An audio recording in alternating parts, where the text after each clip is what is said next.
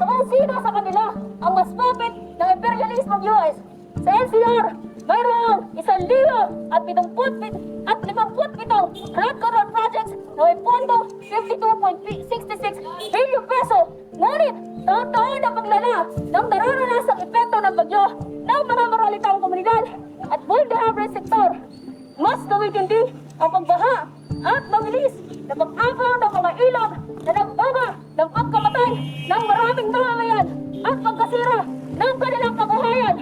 Habang nalulunod sa pera ang mga nasa pamahalaan, kung gaano kabilis tumaas ang baha, ay siya na magbagal umaksyon ang pamahalaan. Bukod sa mga substandard at coast flood control projects, lumalala ang pagbaha dahil sa pagpayag ng gobyerno sa malawakang pagsira sa kalikasan. Negosyo rin kung turing ng rehimeng US Marcos ang kalikasan sa halip na pangalagaan at linangin ito.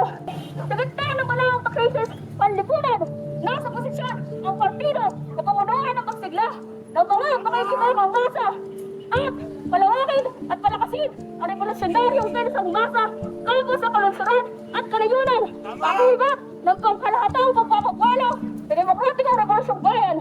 Ubos kaya nating palawakin at palakasin ang partido at ang organisadong hanay ng masa. Iwasto ang mga pagkakamali at pangbabaan ng lahat ng mga kahinaan at pag-aalawan.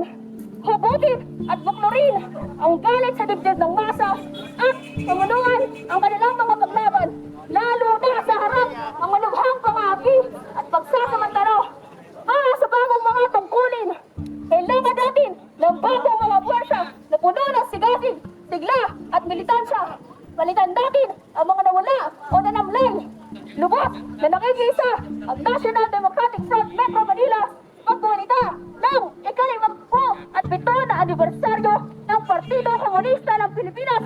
Sa kabila ng matinding kahirapan, handa ang pamamayan ng Metro Manila na lumahok sa demokratikong revolusyong bayan, sumuporta sa rutong pakikibaka, magpaunlad ng revolusyonaryong propeta at priorya, at umampag sa pagsibol ng Demokratikong Republikang Bayan tungo sa pagkamit ng sosyalismo at hanggang sa tuluyang pagpawi sa uri.